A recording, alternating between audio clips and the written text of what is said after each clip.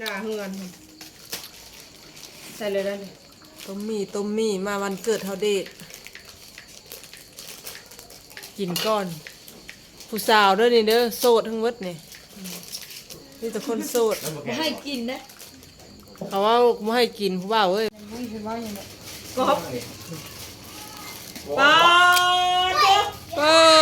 เจ้าของวันเกิดป่ะฮะ ทวงมาได้ก็ได้นะ โอ้ยโอ้ส่งผมเนาะ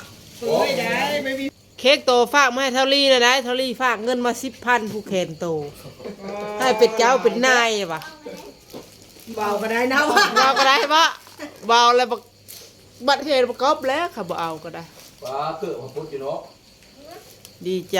ใส่ผสมด้วยนะ เค้ก3-4 ปอนด์เฮ้ย น้ำมันยังวาวอยู่โซก่อนนะสอง อี ก่ ผ อ ม น เปื่อยเนาะ อีผมเปยทรงหล่อขนาดพอ มันสิน้องพี่ ร้องเพลงมาเด็ดมานี่เจ้าของวันเกิดนี่ มีจังมือเล็ดลงมา มาเด้อกินต้มหมี่เด้อ กินต้มมีอยู่ยี่ห้อจ้า กินรวดต้มมันยั่ว สวัส ๆ ดี ผู้ ค่ะ สาวผู้สาวของเบิดนั่นนี่ บลุก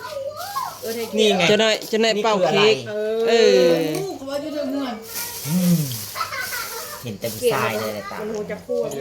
เห็นแต่ผู้บ่าว ซักแล้ว มันซักอยู่ดิสิ กระทอดเอาเลยแล้วนี่ มันซักอยู่มันเสียบอยู่ห้อง เนี่ยนี่มีอยู่ เสียบรถมันเอาใส่ซักแบบนั้นอยู่ห้องไปสิได้แล้วกะปิมันกินพี่ เพลงท่าอะไรนะ เต็มหม้อเลย จะได้เท่าแก่รถพ่วงเอาเบียร์มานี่ ไผ่ เสื้อขาวเลยวะ ไปเพื่อ มีแต่พุ่งออก ล้างกวกใบนั้นถือนะครับ โอ้เท่าแก่รถ ห้ามถือ ตัวแกรถลากพ่วงเนี่ยครับบ่เป็น ปากนี้มันเสียบบ่ได้ปะ บอกรถพ่วงอ่านไปถึงแล้ว หึ รถพ่อวง รถพะวง อืม เป็นได้รถพะวง อ้าวมันเกลียนฉันอ่านเป็นภาษาลาวกับรถพ่อวงอ่านเป็นภาษาไทยกับรถพ่วง แล้วเรามีเพื่อนนำด้านรถพะวง อันจะโยดมันรถพ่อเลยวันนี้รถพ่อวง พะวง เอาไปหลับใจให้มูกินเนี่ย ตัวนี้แหละของแท้ แหวนก็มาเพื่อนแหวนก็มา ตัวกินว่ากับตัวมีฮะเก้ตัวกินตัวมีเก้ กินมาเก้กินมา อยากกินก็ไปกินได้ไหม มิดออกขึ้นเลยค่ะ ตอนนี้เช่าใช้แล้วบ่นี่ ยังเขายังสับโทรศัพท์อยู่ เอาไปซากผู้เด้อโอเคบ่เดี๋ยวซากให้ มีดได้เสืออีกอันหนึ่ง อีไม่เอาไปแล้วเป็นน้อย อ่า อ้าวน้ำใส่ไฟ ไม่เอาขึ้นเลย อย่ามาถ่ายนะตอนกินนี่กินบุแซ่บนี่ โอ้อันนั้นอามิดจะได้ให้ยืนในห้องเอาออกเดินนึง กินนะ อย่ากินเลยอัน กิ นั้น นเลย โอ้ส่งหล่อขนาดเลยโอ้ถ่ายคลิปกำลังแกะ ห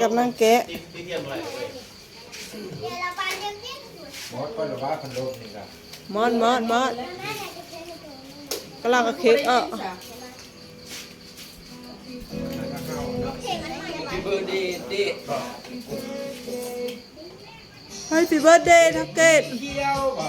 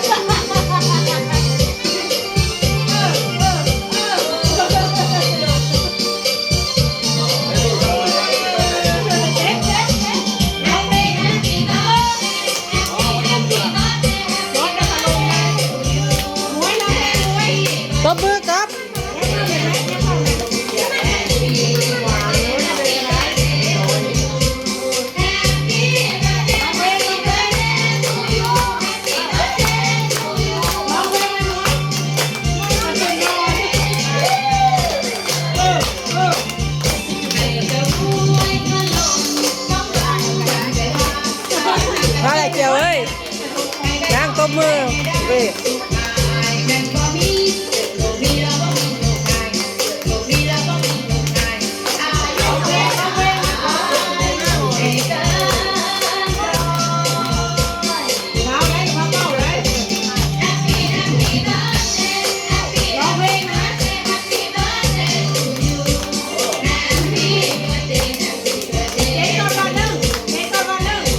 ลูกเต้นเลยลูกเต้นเด็ด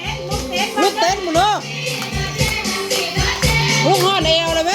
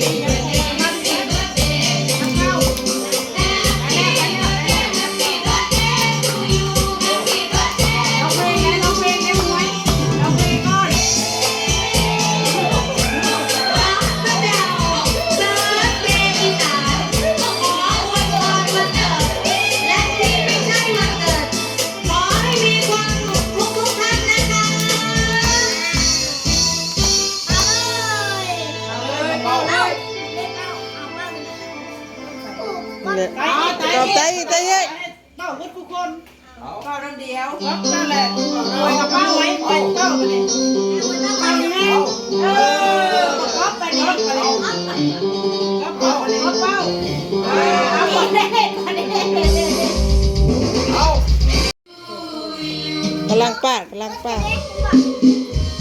ได้ที่ถ่าย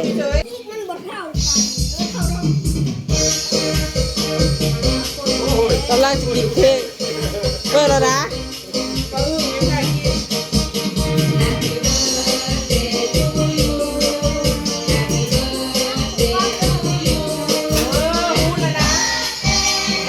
เด็ดลูกห่อนเอวนะแม่จากบ้าน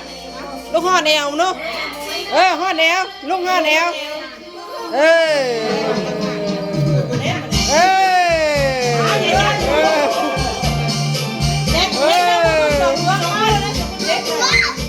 ลูกเล่าแบบกัด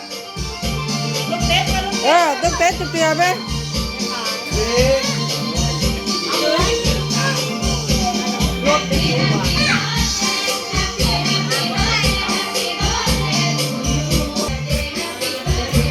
ใส่กอก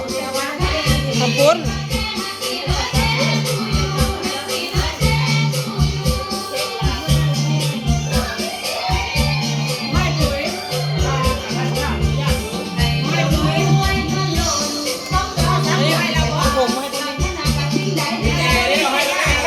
นะขับปุ้นแขกเจ้าของแขกมาเชิญ